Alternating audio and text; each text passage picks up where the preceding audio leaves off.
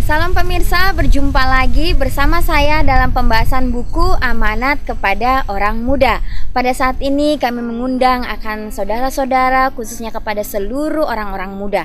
Kita boleh berkumpul bersama-sama untuk mendengarkan akan nasihat firman Tuhan melalui buku Amanat kepada Orang Muda, di mana buku ini dituliskan oleh Nyonya Ellen G. White. Ya, sehingga kita dapat mengerti setiap rencana-rencana Tuhan di dalam kehidupan kita masing-masing.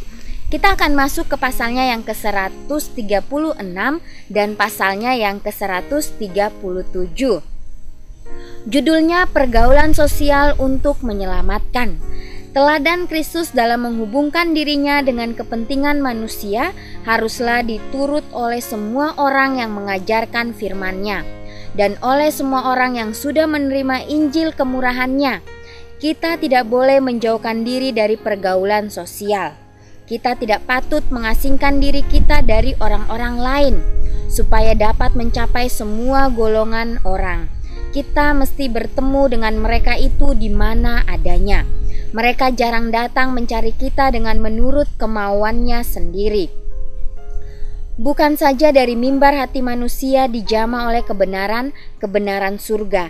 Ada lagi suatu ladang pekerjaan lain yang boleh jadi agak lebih rendah, tetapi juga memberi harapan. Pekerjaan ini terdapat dalam rumah-rumah orang yang amat sederhana dan di dalam gedung-gedung orang-orang besar. Di meja jamuan Ramatama dan dalam pertemuan-pertemuan untuk pergaulan-pergaulan sosial yang tidak ada bahayanya. Jadi pergaulan sosial untuk menyelamatkan, ya, untuk menyelamatkan orang lain, bukan untuk menjerumuskan diri kita ke dalam hal-hal yang tidak benar.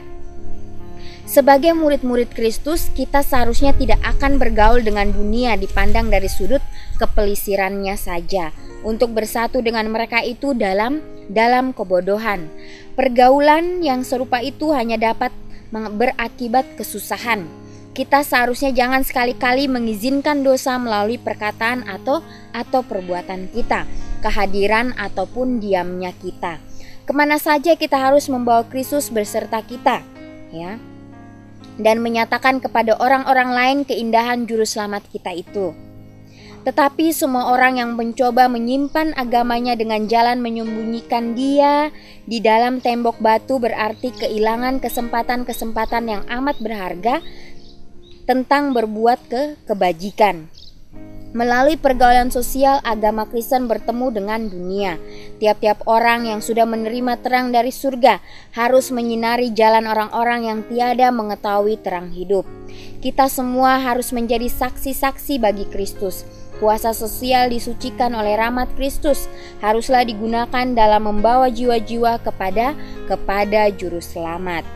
Biarlah dunia melihat bahwa kita bukannya termasuk dalam ketamakan dalam kepentingan diri kita sendiri, melainkan kita ingin orang-orang lain supaya juga mendapat berkat-berkat dan segala kesempatan yang ada pada kita. Biarlah mereka itu melihat bahwa agama kita bukannya menjadikan kita kurang lembut hati ataupun terlalu keras. Biarlah semua orang yang mengaku sudah mendapat Kristus melayani sebagaimana dia sudah perbuat untuk kepentingan manusia. Ya, jadi kita harus menjadi saksi-saksi bagi Kristus, ya, dimanapun kita berada. Ya, sebagaimana dibilang Yesus pada saat dia melayani di dunia ini, ya. Seharusnya kita jangan pernah memberikan kesan palsu kepada dunia bahwa orang-orang Kristen adalah umat yang muram dan tidak mempunyai kegembiraan.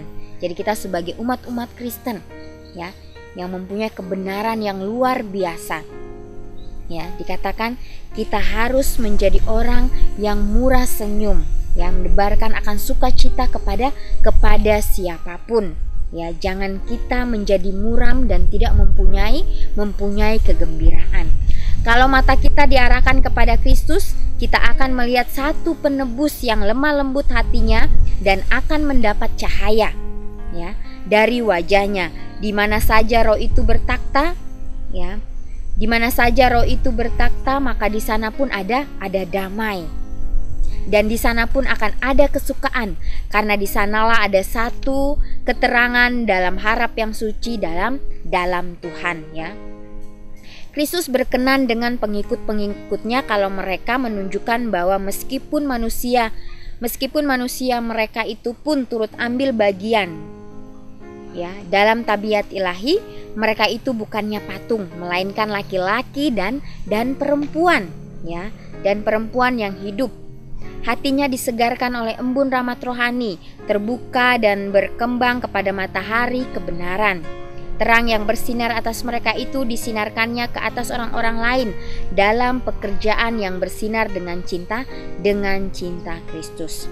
Ya, jadi Kristus berkenan dengan pengikut-pengikutnya kalau mereka menunjukkan bahwa mereka adalah laki-laki dan perempuan, ya, yang mau berkembang, yang mau menerima akan panggilan Yesus, ya, dan hatinya akan disegarkan dengan embun rahmat rohani dari Tuhan, ya.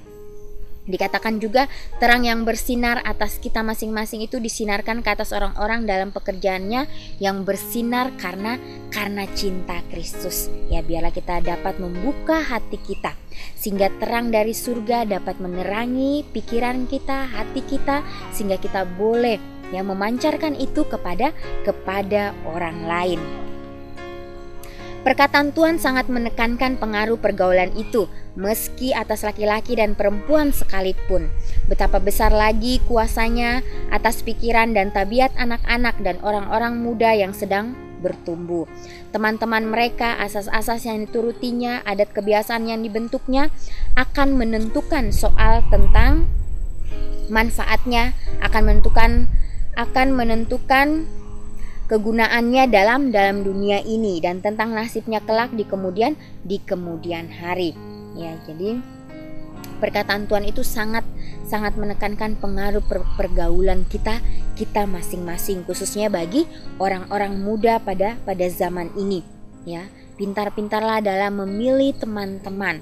Ya, jangan sampai kita salah pergaulan sehingga kita jatuh dan kita pun terjerumus ke dalam hal-hal yang tidak sesuai dengan kehendak Tuhan.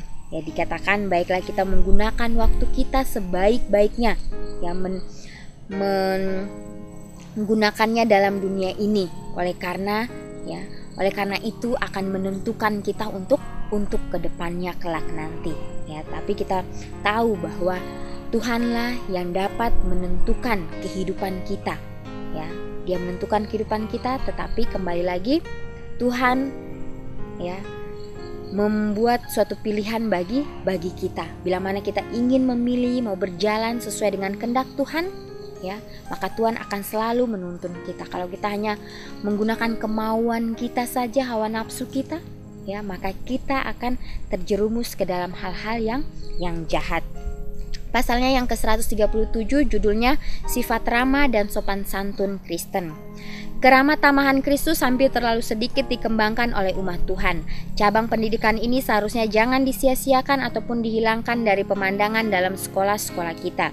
Murid-murid harus diajar bahwa mereka bukannya bersandar atas atom, melainkan tiap-tiap orang adalah satu benang yang harus bersatu dengan benang-benang lain dalam membuat satu tenunan. Tiada satu departemen lain tepat ajaran ini dapat diberikan dengan lebih berhasil daripada dalam sekolah rumah tangga. Disinilah murid-murid itu setiap hari dikelilingi oleh segala kesempatan yang kalau digunakan akan membantu banyak dalam menumbuhkan tabiat-tabiat sosial dalam kelakuannya. Adalah dalam kuasa mereka itu menggunakan waktunya dan kesempatannya dengan demikian rupa supaya mempertumbuhkan satu tabiat yang akan membuat mereka itu gembira dan berguna. Semua orang yang mengasingkan diri dalam dirinya sendiri, yaitu orang yang tidak mau tertarik untuk memberkati orang-orang lain melalui pergaulan yang ramah tamah. Kehilangan banyak berkat-berkat dengan pergaulan sosial diadakannya, kenalan-kenalan dan persahabatan pun di tempat yang berhasil dalam persatuan hati dan suasana cinta yang menyenangkan pemandangan surga. Jadi sebagai orang-orang Kristen, sebagai pengikut Kristus, sifat ramah dan sopan santun itu sangat penting, ya. Dan inilah yang harus diajarkan kepada anak-anak kita, ya, masing-masing rumah tangga, di dalam rumah tangga kita, ya, betapa pentingnya untuk berkumpul bersama, ya, untuk sharing satu dengan yang lain, ya, memberikan masukan satu dengan yang lain, ya, sehingga kita boleh menjadi umat-umat Tuhan, ya, yang dapat menunjukkan karakter Yesus di dunia ini. Terutama sekali semua orang yang sudah merasai cinta Kristus haruslah menumbuhkan kuasa sosial yang ada padanya. Karena dengan jalan demikian mereka dapat membawa jiwa-jiwa kepada juru selamat. Kristus seharusnya tidak boleh disembunyikan dalam hati mereka, dikunci rapat-rapat sebagai satu harta benda yang amat disayangkan, suci dan manis untuk digemari hanya oleh mereka sendiri. Tidak pula cinta Kristus itu hanya ditunjukkan kepada orang yang menyenangkan hatinya saja. Murid-murid haruslah diajar menyatakan perhatian lemah lembut yang seperti dalam Kristus, satu tabiat kesosialan terhadap orang-orang yang dalam kesukaran yang sebesar-besarnya, meskipun mereka itu bukannya teman-teman yang sudah dipilihnya. Pada segenap waktu dan pada segala tempat, Yesus menyatakan satu perhatian yang berkasihan atas keluarga manusia dan memancarkan sekelilingnya terang peribadatan yang gembira. Murid-murid harus diajar untuk mengikuti jejak Yesus. Mereka haruslah diajar untuk menyatakan perhatian Kristen, belas kasihan dan cinta kepada teman-temannya, orang muda, dan berusaha untuk menarik mereka itu kepada Yesus Kristus haruslah selamanya dalam hatinya sebagai satu sumur air yang berpancar kepada hidup yang kekal, menyegarkan semua orang dengan yang mereka gauli. Ya, jadi jangan kita menyimpan Yesus itu di dalam hati kita sendiri, tapi biarlah kita membagikan akan kasih Yesus kepada orang lain sehingga mereka juga boleh merasakannya. Ya. Pada saat Yesus berada di dunia ini, dia berkumpul bersama orang-orang yang sedih hatinya, dia hiburkan mereka. Dia berkumpul bersama orang-orang yang bersuka cita, mereka sama-sama bersuka cita. Ya, jadi kita harus membuat suasana yang membawa kehidupan kita damai. Oleh karena Yesus selalu berada di hati kita dan kita pun membagikan itu kepada orang lain. Itu adalah suatu sukacita yang sangat luar biasa.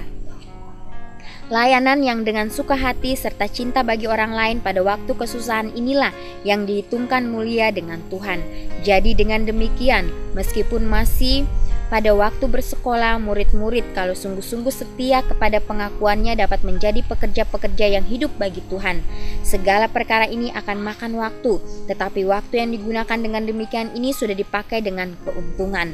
Karena dengan jalan demikian, murid itu sedang belajar bagaimana memberikan agama Kristen kepada dunia. Ya. Jadi walaupun kita sesibuk apapun di dalam kehidupan kita sehari-hari, ya, biarlah kita menyisihkan waktu kita untuk merenungkan akan nasihat firman Tuhan. Ya, dikatakan di sini terlebih kepada orang-orang muda yang mungkin masih bersekolah, yang masih mengenyam pendidikan, ya, betapa pentingnya untuk mengajak akan teman-teman kita, ya, untuk merenungkan kasih Tuhan di dalam kehidupan kita.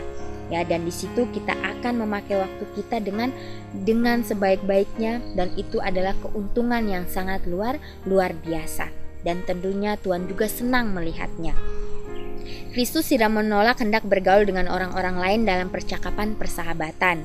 Apabila diundang kepada satu pesta baik oleh seorang Farisi ataupun oleh pemungut cukai, dia menerima undangan itu. Ya, jadi Yesus pada saat dia berada di dunia, dia menerima undangan dari orang Farisi, dia menerima undangan dari pemungut cukai, ya.